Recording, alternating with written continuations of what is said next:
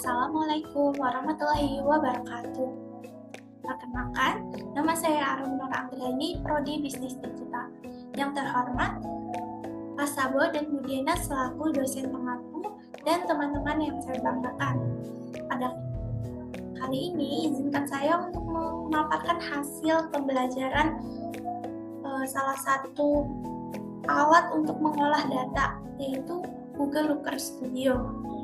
Apa sih manfaat dari mempelajari Google Looker Studio ini? Manfaatnya itu membantu membuat keputusan berdasarkan data yang akurat, mempermudah pembuatan laporan yang menarik, menghemat waktu dengan otomatis tugas-tugas terkait data, dan memperluas kemampuan analisis data. Oke, lanjut aja, kita langsung ke langkah pertama. Langkah pertama itu membuka Google Looker Studio. Nah, caranya ini, cari pada kolom pencarian Google Looker Studio atau bisa klik link ini. Lalu membuat akun Google Looker Studio. Yang ketiga, kita akan membuat laporan. Sebelum membuat laporan, pastinya harus menyambungkan sumber data yang ingin dijadikan laporan. Nah, langsung aja tutorialnya. Yang kita cari di sini Google Looker Studio. Nah, karena saya sudah membuat akun sebelumnya, ini kalau teman-teman yang belum punya akun bisa langsung buat akun dulu, login dan mengikuti rangkaian perizinan yang lain-lain. Setelah selesai membuat akun, teman-teman bisa langsung membuat laporan kosong. Kita balik lagi nih, buat laporan. Tadi kita udah buat laporan. Setelah itu menyambungkan ke sumber data yang ingin dibuat laporannya. Nah, gimana sih cara menghubungkannya? Sebelum kita belajar untuk memahami caranya, teman-teman bisa dilihat di sini ada macam-macam sumber data yang bisa dihubungkan ke Google Looker Studio. Di antaranya adalah Google Analytics, Google Ads, BigQuery, Spreadsheet, terus bisa juga pakai Excel, dan masih banyak lain ya. Langsung aja kita coba di Google Looker Studio-nya. Nah, dapat dilihat di layar bahwa Google Looker Studio ini bisa banyak banget dihubungkan ke sumber-sumber data yang teman-teman punya. Kalau saat ini saya akan menggunakan Google Spreadsheet. Kita langsung aja pilih nih dari Google Spreadsheet yang kita punya datanya, data mana yang akan dijadikan sumber. Oh ya, kalau misalnya teman-teman belum memiliki dataset, teman-teman bisa download di sini, mencari dataset di Google ya, pakai Kaggle. Nah, ini dataset. Nah, tinggal teman-teman download aja data yang ingin dianalisis. Nah, saya sudah punya, jadi saya langsung aja tambahkan data ke spreadsheet.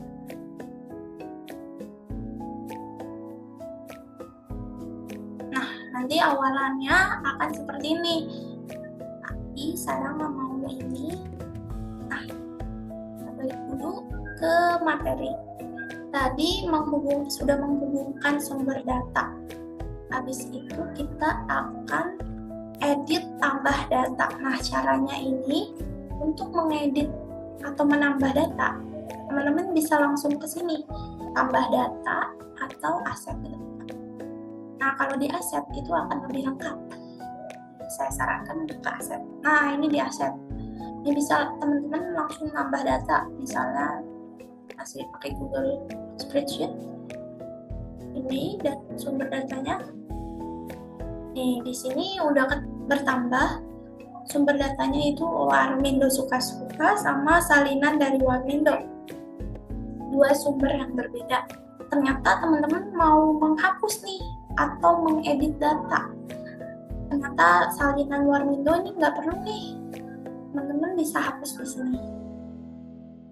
Kalau mau mengedit di sini teman-teman bisa tambah kolom untuk menambah nih kolom datanya, lalu tambah parameter dan lain-lain. Oke, kita kembali lagi ke materi edit data atau menambah data sudah. Nah, kita akan mempelajari berbagai jenis diagram. Nah, ini tipe-tipe diagram kita mau pelajari. Ini ada scorecard, tabel, ini geografi, ini donat diagram, dan masih banyak sebenarnya. Kalau mau buat, kita langsung coba aja ya. Langkahnya itu ke sini, tambah diagram, tambahkan diagram, klik. Nah, di sini langsung muncul diagram yang bisa kita gunakan. Saya mau pakai kartu skor atau scorecard. Nah, scorecard ini klik aja, terus bisa di penyiapannya kita ubah metriknya nih. Kalau ceritanya mau lihat nilai penjualan, ternyata nilai penjualan dari Warmindo itu sebanyak 9.202.000. Tuh misal mau buat tabel, mau menunjukkan nama produk, dimensinya nama produk. Lalu metrik ini biasanya untuk angka-angka ya. Jadi kalau misalnya masukinnya, misalnya nih lokasi cabang, dia akan jadi angka-angka aja jumlah. Misalnya lokasi cabangnya ada 9 ya, jadi dia munculinnya 9 gitu. Bukan namanya, tapi itu bukan yang kita mau. Jadi misalnya nama produk sama kuantitasnya nih. Sini langsung kelihatan tuh kuantitas dari masing-masing produk. Selanjutnya kita akan mencoba menampilkan peta. Nah, kita lihat nih, ditambahkan diagram yang Google Maps ya. Dimensinya tidak valid. Kita ceritanya mau nampilin lokasi cabang dari Warung Warmindo. Tooltipnya itu lokasi cabang, dimensi warnanya 15 ukurannya ini berdasarkan nilai penjualan. Di sini bisa langsung kelihatan lokasi Lampung, nilai penjualannya 933, Jakarta 1.782. Udah ada warna-warnanya. Kalau misalnya mau ubah warnanya, klik lagi diagramnya, lalu ke gaya. Langsung kita ubah nih, scroll aja, ada warna, kelola warna nilai dimensi. Nah, Jogja misalnya, Jogja mau diubah, nggak mau biru, jadi merah misalnya. Udah, tinggal ubah aja, tinggal tutup, selesai. Terus kita akan coba untuk menampilkan diagram donat. Diagram donat ini ceritanya mau menampilkan dari jenis pembayaran, tinggal pilih, udah deh, kelihatan nih pembayaran menggunakan kris atau kris Shopee itu sebanyak 1.261. Kalau pakai cash itu ada 1.707. Oke, kita udah memahami macam-macam ini ya diagram. Nanti bisa dicoba aja sama teman-teman berbagai macam diagram yang tersedia di Google Studio. Ada banyak, tinggal dipilih dimensinya apa, terus metriknya apa.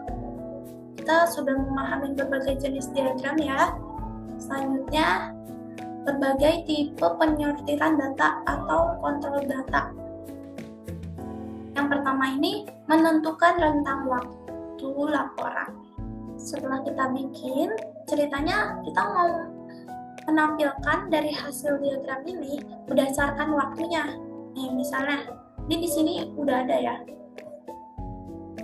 Misalnya mau bulan Februari, tanggal akhirnya Februari tanggal 1 dari tanggal 23 misalnya, Januari 22. Nah, berubah kan? Di sini penjualannya jadi itu 217 berdasarkan rentang waktu ini. Terus dari petanya juga berubah. Semuanya jadi berubah karena ada rentang waktu spesifiknya. Coba kita coba lagi ya. Misalnya tanggal mulainya itu tanggal 1 Februari, tanggal 28. Jadi ini berubah nilai penjualannya. Gimana nih caranya? Caranya itu kita coba ya. Di sini ada namanya tambahkan kontrol. Nah, klik. Lalu kontrol rentang tanggal. Rentang tanggal otomatis. Udah, teman-teman tinggal masukkan. Misalnya, ini kan datanya dari 2022 Januari sampai Desember. Karena bulannya Februari, tanggal 20 sampai tahun 2022 bulan September. Nah, ini langsung berubah nih nilai penjualannya. Oke, selanjutnya kita akan memahami dari drop down menu. Itu juga salah satu alat penyortir data. Nih, kayak gini. Jadi kita bisa pilih nih. Kalau ini kan alat kontrolnya itu dari lokasi cabang. Metriknya quantity. Jadi misalnya cuma mau lihat dari Tegal aja nih, hanya Tegal. Nah, kelihatan nih nilai penjualan di Tegal itu 212. Lalu produknya itu yang Indomie cabe, goreng cabe 5. Terus penjualannya petanya juga langsung berubah nih. Jadi berdasarkan Tegal aja. Dan ingat, sebelumnya kita udah bikin rentang waktu. Jadi ini cuma dari 1 Januari sampai 28 Februari berdasarkan lokasi cabangnya Tegal. Gitu. Langsung aja kita coba caranya itu. Tambahkan kontrol. Kontrolnya itu menu drop down. Tapi di sini maunya kolom kontrolnya ini berdasarkan lokasi cabang ya. Tadi pakainya lokasi cabang. Udah deh, langsung muncul kayak gini. Kita coba ya, misalnya cuman Yogyakarta. Nah, Yogyakarta pada tanggal 1 sampai 28. Terus ternyata penjualannya ini hanya 93. Kalau tadi udah drop down menu, sekarang kita akan input box. Input box itu yang mana? Yang ini ya. Jadi kita misalnya masukin nih. Misalnya kita masukin nama produknya. Nah, langsung Indomie ayam spesial ini ternyata nilai penjualannya hanya 81.000. Terus lokasinya ini ternyata Jakarta sama Bogor yang akan ada Indomie ayam spesial pada tanggal 1 Januari sampai 28 Februari. Itu caranya. Caranya ini ketambahkan kontrol lagi. Lalu nih kotak input berdasarkan nama produk. Misalnya nggak mau berdasarkan nama produk, bisa kita ganti. Jadi misalnya berdasarkan lokasi cabang. Nah, langsung nih munculin nilai penjualan di Jakarta tuh segini dari bulan Januari tanggal 1 sampai Februari 28. Selanjutnya kita mencoba untuk datanya itu penggeser jenisnya. Ini kita lihat ya di sini. Ini namanya penggeser. Kita klik. Berdasarkan nilai penjualannya itu kita bisa geser nih yang 10.000 sampai 20.000 nih. Nah, datanya itu langsung berubah. Cuman ada case-nya 110, case-nya 107. Langsung aja kita coba ya. Nih, kita udah punya tabel, bikin tabel ya. Tabelnya itu dengan dimensi jenis pembayaran, lalu metriknya quantity. Kita bikin alat penyortir datanya. Tadi alat penyortirnya itu penggeser atau slider. Dalam kontrolnya ini, kalau berdasarkan tahun dia nggak mau.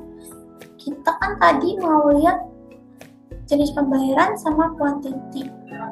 Nah, tapi kita mau berdasarkan nilai penjualan. Udah. Gayanya, kalau ini kan kelihatan gini ya. Kita bisa ubah nih. Jadi kayak tadi, ganti di gayanya. Nah, kita langsung coba aja nilai penjualannya. Nah, berubah kan? Oh ya, ini kan dari 9.000. Kita bisa ubah nih. Ternyata nggak ada datanya. Kita coba lagi. Misalnya sampai 20.000 aja nih yang mau ditampilin. Udah, nanti dia berubah. Jadi kayak gini. Cuman dari rentang selanjutnya itu kita akan memahami cara kerja metrik opsional. Metrik opsional itu yang mana sih? Metrik opsional itu yang ini. Dari tabel, misalnya kita buat tabel. Terus metriknya tuh mau bisa milih-milih nih, kira-kira dalam satu tabel bisa menampilkan beberapa data. Kayak gini, ternyata bisa nilai pembayaran. Saya jenis pembayaran, mau kasih cabang. Gak kelihatan ya? Ini ketemu. Sama kasih cabang tuh. Jadi kita bisa punya dalam satu tabel itu beberapa data. Oke, jadi caranya itu kita bikin diagramnya dulu ya. Diagram time series atau period waktu. Nah, kalau di sini aku mau pakai dimensinya tanggal transaksi, jadi nggak perlu diubah. Kalau teman-teman mau diubah, tinggal ubah aja sesuai yang dimau. Nah, metriknya mau diubah nih.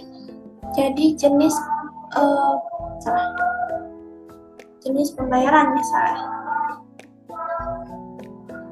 Nah, cara yang metrik opsional muncul tadi banyak dalam satu tabel data itu on ini metrik opsional. Tambah metrik ini deh, kira-kira apa yang mau diinikan tampilkan. Misalnya nilai penjualan. Terus mau juga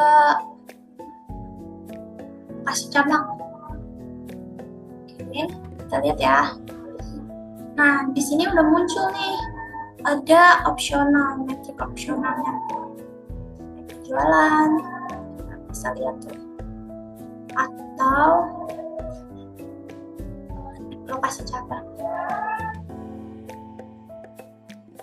Pastikan juga tampilkan diagramnya itu selalu tampilkan aja ya teman-teman, biar kelihatan nanti pas di mode lihat, bukan pas mode edit. Oke, udah. Selanjutnya kita akan belajar tentang perincian metrik atau dimensi. Bedanya apa nih sama yang tadi? Kayaknya sama aja, cuman jenis pembayaran. Tapi teman-teman lihat di sini ada simbol baru, itu simbol naik turun nih. Jadi datanya bisa diubah berdasarkan bulan tahun, tanggal transaksi nih, dimensinya dilihat. Kan biasanya dimensinya itu hanya satu ya. Kita coba langsung aja. Nih, ini metrik baru, metrik opsional, yaitu metrik yang bisa berbagai jenis data. Caranya biar kayak tadi itu gimana? Tinggal aktifkan perincian. Nah, dia otomatis nih langsung munculin datanya buat per tahun, bulan tahun, atau tanggal transaksi. Tanggal transaksi ini hari, bulan, tahun. Gitu. Kalau kita udah itu, lihat nih.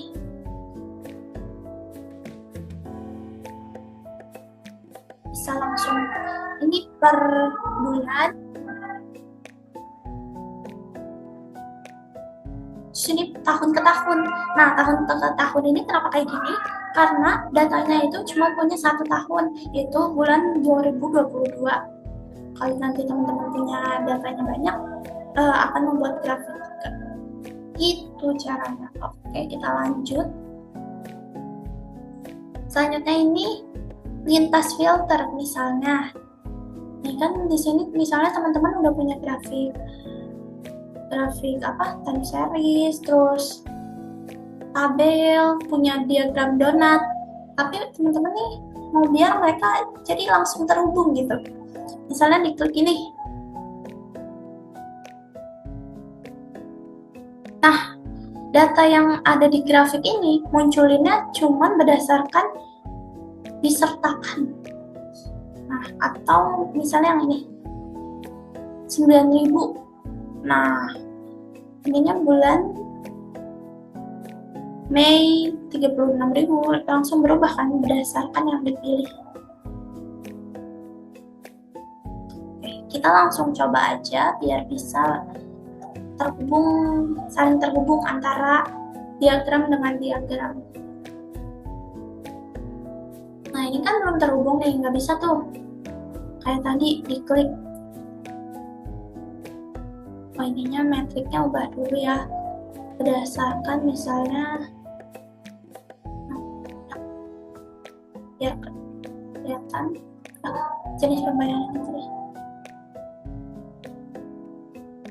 Oke, kita langsung coba aja ya cara untuk mengaktifkan lintas filter ini agar bisa nih langsung terhubung antara 3 diagram ini. Kalau tadi kan bisa terhubung, kalau ini enggak nih, diklik udah cuma nampilin yang diagram donatnya aja, yang ini enggak ikut menampilkan sesuai yang diinginkan.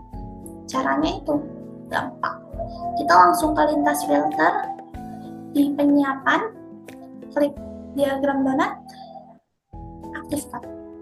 Nah, udah deh, kita bisa langsung aja. Nah, ini ternyata yang bayar cash itu nilai penjualannya bulan Januari kayak gini grafiknya. Lalu tabelnya berdasarkan tabel misalnya munculnya kayak gini, atau kita coba dari Kris OVO. Ya udah, ini langsung filter berdasarkan Kris dan pembayaran Kris. Grafiknya semuanya terhubung. Gitu. Selanjutnya kita akan belajar tentang konversi nilai mata uang. Nah, konversi nilai mata uang itu maksudnya gimana sih? Misalnya nih, kalau dilihat di grafik, pada bulan Agustus tanggal 9, harga jual itu 20.000. Harga jual. Nah, kita lihat di sini bulan 9, bulan Agustus tanggal 9. Nah, ternyata dalam US dollar itu harga jualnya 1,33 US dollar. Jadi gimana caranya biar itu grafiknya sama ya sumbernya. Nih. Harga jual, ini juga harga jual. Nah, ini ada USD, ini kita ubah. Atau teman-teman misalnya konversi mata uangnya, kalau ini kan tadi 15.000 ya, misalnya 20.000, grafiknya nggak berubah tapi di dalamnya berubah nih. Misalnya kita yang paling tinggi deh, yang gampang, tanggal 24 Juni penjualannya itu harga jualnya 102 loh. Nah, dalam US dollar itu ternyata cuma 5,1 US dollar. Nah, kita langsung coba aja. Oh ya, teman-teman bisa namain ya grafiknya, karena kan kalau itu sama grafiknya. Grafiknya harga jual, kalau di sini aku tandanya. Oke, ini masih harga jualnya sama nih. Kita masih grafiknya sama nih antara atas dan bawah, karena di sini belum ada perubahan. Ini baru diganti namanya aja. Gimana sih cara ganti biar konversi nilai mata uang itu? Kita ke aset. Kalau nggak sumber data yang ditambahkan, sumber data yang tadi digunakan dalam grafik. Lalu kita tambahkan nih parameter. Misalnya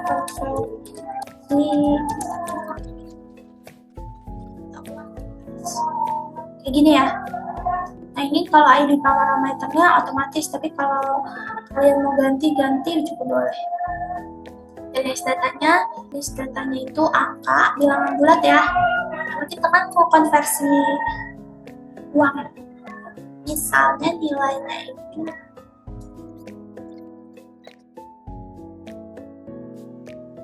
oke, datanya udah kesimpan, kita selesai. Kita lihat lagi nih, apakah parameternya udah ada atau belum. Nah, ternyata parameternya udah nambah. Ada konversi mata uang SGD yang tadi kita buat. Selesai. Tutup. Kita balik ke sini. Tambah kolom. Kita namain harga jual SGD. $90 misalnya ya. Nah, caranya itu gimana? Tadi awalnya harga jual, kita kan mau konversinya harga jual, jadi masukin harga jual,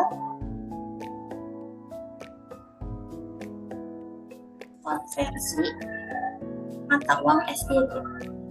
Udah, formulanya kayak gini. Kalau misalnya mau konversi mata uang berdasarkan parameter yang sudah dibuat, terapkan.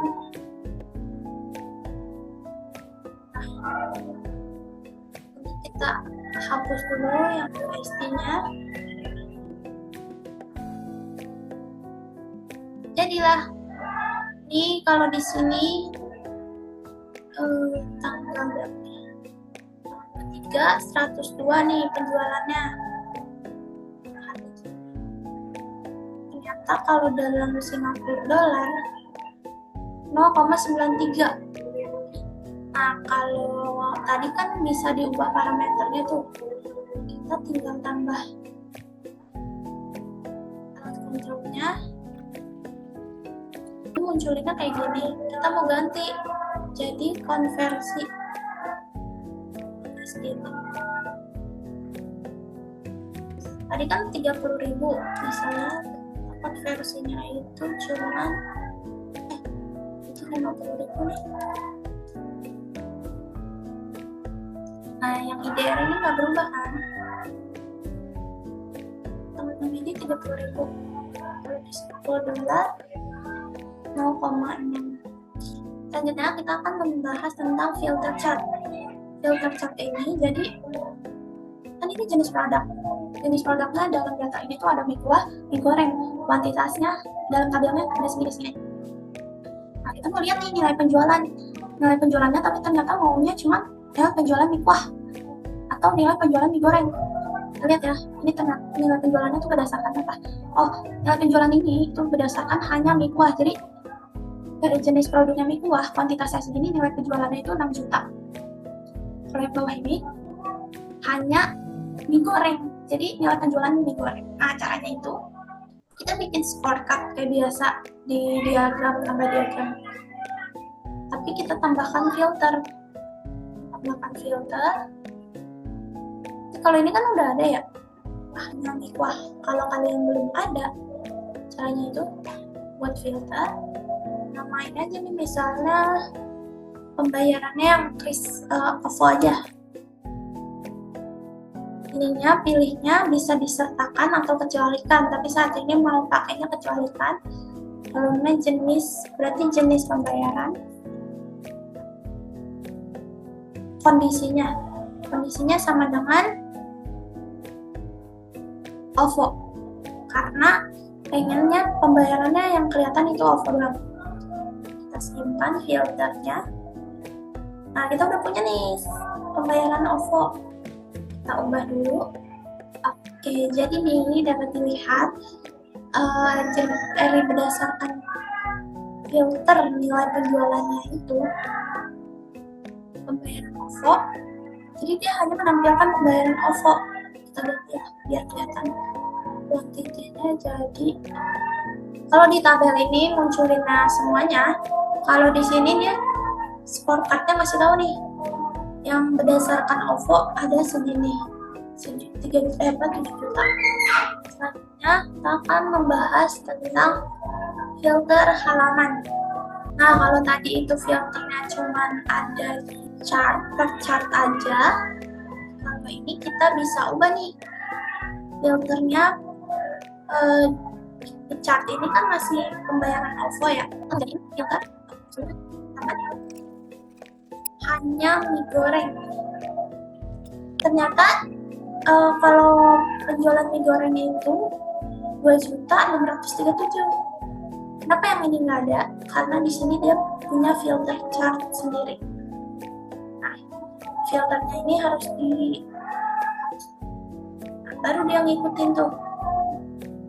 Tapi bisa, jadi misalnya filter buat satu halaman itu filter yang mie goreng, tapi yang ini wah, tapi jadinya nggak ada gitu. Oh iya, selain halaman, teman-teman juga bisa ubah filter dalam laporannya. Tambahkan filter, pilih terapkan, nanti itu langsung ubah ke semua laporan. Langsung filter dalam laporan itu ke filter berdasarkan filter yang teman-teman pilih. Oke, selanjutnya kita akan belajar tentang membuat kalkulasi dengan cara membuat formula metrik. Maksudnya kayak gimana? Misalnya kita punya nilai scorecard, nilai penjualan sama record account. Nah, ternyata berdasarkan target penjualannya, kita tuh udah mencapai 92%. Tahu dari mana 92%? Tahu dari formula yang dibuat. Formula yang dibuat itu nilai penjualan dibagi target penjualan. Target penjualannya Warmindo ini 10 juta. Jadi, udah sekitar 92%. Nah, gimana sih cara kita biar nampilin kayak gitu? Kita buat nih sama ini metriknya di sini apa? Metriknya target penjualan. Ini dulu nilai penjualan. Nilai penjualannya 9 juta sama ya. Kita bikin metrik baru. Kita mau melihat kalkulasi untuk dari target penjualan segimana, kita jadinya dari berdasarkan nilai penjualan, targetnya misalnya 110 juta, tambah lagi 100 juta, hasilnya 0,09. Teman-teman kalau nanti mau ubah jadi persen, tinggal persen, atau kalau mau tetap kayak gini juga nggak masalah, tinggal teman-teman sesuaikan aja. Oke, selanjutnya kita akan belajar tentang regular expression atau biasa disingkat regek. Nah, regek ini untuk mengelompokkan atau regek ini kan banyak macamnya ya, ada match, ada contain. Pada kali ini kita akan pakai match. Match itu jadi nanti kita mengelompokkan data berdasarkan yang ditentukan. Misalnya, nih di data kita ini punya Bogor, Jakarta, Kebumen, Jogja. Nah, Jogja sama Yogyakarta itu sama kan? Nah, tapi dia jadinya kepisah. Nah, kita maunya itu dia tetap sama, jadinya kita ubah dikelompokkan jadi Jogja. Nah, caranya itu kita langsung ke tutorialnya. Caranya agar jadi seperti ini nih. Tadi Jakarta jadi JKT jadi Jakarta. Jogja itu jadi Yogyakarta. Ini sebenarnya teman-teman bisa Ctrl+C, Ctrl+V biar tetap kelihatan semua, terus udah hapus aja lokasi cabang yang pertama. Jadi dia mengelompokkan lokasi cabangnya ini berdasarkan data yang kedua. Itu udah sama semua tuh, Jakarta, Bali, Kebumen, Lampung, Yogyakarta, nggak ada lagi yang namanya JKT, KBN, TGL. Itu caranya ini kita harus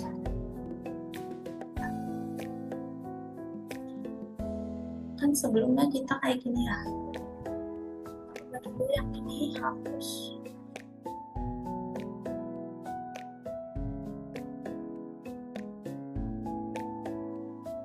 jenis datanya teks aja karena emang teks.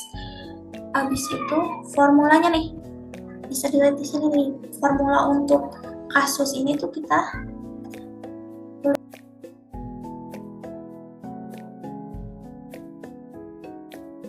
dalam match ini kita tulis tabel yang kita mau ubah atau kita kelompokkan itu namanya tabel apa? Lokasi cabang. Nah, karena kan di sini kita pakainya lokasi cabang nih, kita nggak usah tulis langsung, udah bisa pencet aja. Terus yang diubah nih, misalnya mau ubah Tegal, TGL jadi Tegal. TGL nih, di sini TGL. Pastikan penulisannya sama ya.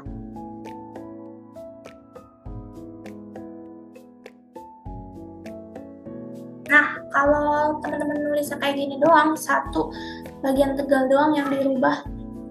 Oh ya, jadi Tegal. Nah, kalau teman-teman rubahnya kayak gini, yang bakal berubah di tabel cuman bagian TGL jadi Tegal, yang lainnya kayak Jogja, ya udah Jogja aja, nggak jadi Yogyakarta. Coba ya.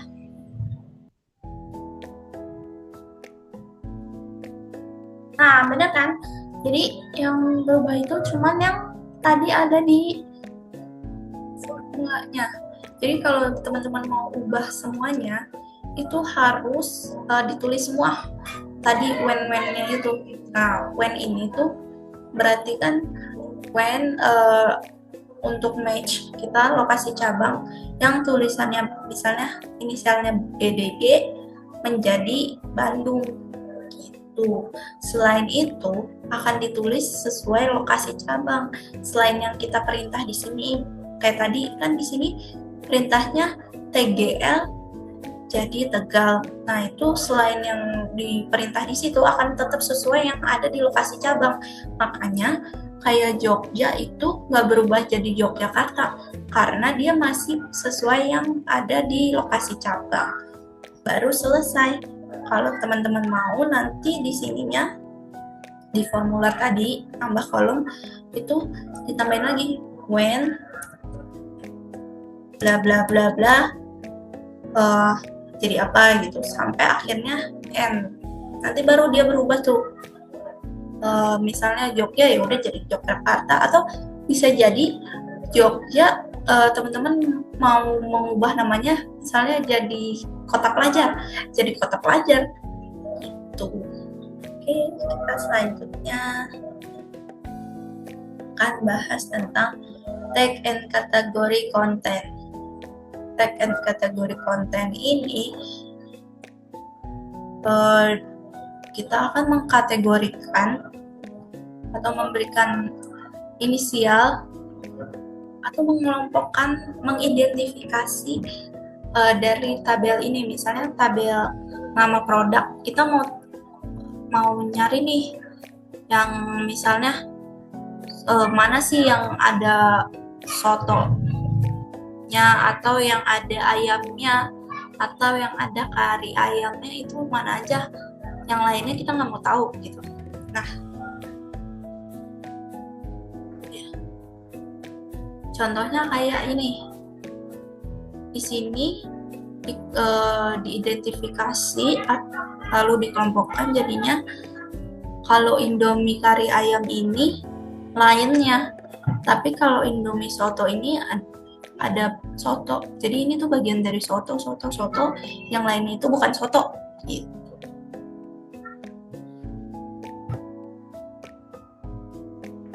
Caranya itu kita akan coba langsung tag and kategori. Formulanya itu kayak gini, sama kayak tadi yang sebelumnya, itu kita klik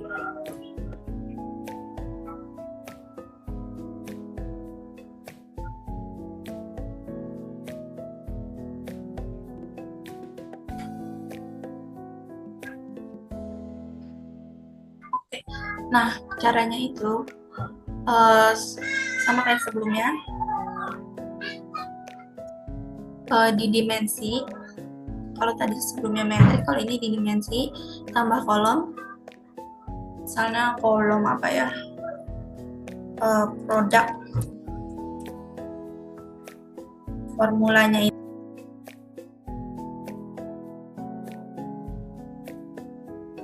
Nah, hasilnya kayak gini. Jadi dia langsung ketahuan nih, Indomie kari ayam. Ternyata ada ayamnya. Jadi kita langsung tahu yang ayam nih mana. Yang ada ayamnya tuh yang mana aja dari nama produk. Terus kita lihat di baris kedua, ayam juga. Oh, ternyata Indomie ayam bawang. Makanya dia di sini munculkan ayam juga. Di sini bukan ayam. Pas kita lihat nama produknya Indomie Soto Mie, jadi nggak ada tuh dalam tulisan nama produk ayam. Jadi makanya dia dikatakan bukan ayam gitu. Ikutin formula ini aja ya guys. Selanjutnya kita akan membahas tentang joint configuration. Nah, joint configuration ini emang sedikit perlu ketelitian. Misalnya di sini ada lokasinya, lokasi cabang sama kuantiti, lalu ada lokasi cabang dengan nilai penjualan. Nah, kita lihat tabel pertama ini sumbernya salinan dari Warmindo. Sedangkan yang kedua ini dari Warmindo suka-suka random. Jadi dari dua sumber yang berbeda, jadi satu tabel. Kalau kita bikin tabel satu tapi mau munculin, mungkin karena ini kelihatannya sama, jadi dianggapnya sama ya. Padahal ini kan dari sumber berbeda. Jadi kalau misalnya sumber beda itu kita nggak bisa langsung bikin tabel terus dalam sumber mencantumkan sumber yang berbeda, nggak bisa. Makanya kita pakai sumber datanya itu data gabungan. Nah, caranya itu dari dua tabel ini, tipsnya nama kolom harus ada yang sama. Misalnya kayak lokasi cabang gitu. Nanti kalau sumber data beda ya nggak apa-apa, tapi itu harus ada yang sama namanya. Misalnya campaign sama campaign ID, itu kan berarti ada yang sama. Nah, caranya itu teman-teman ke edit sumber data.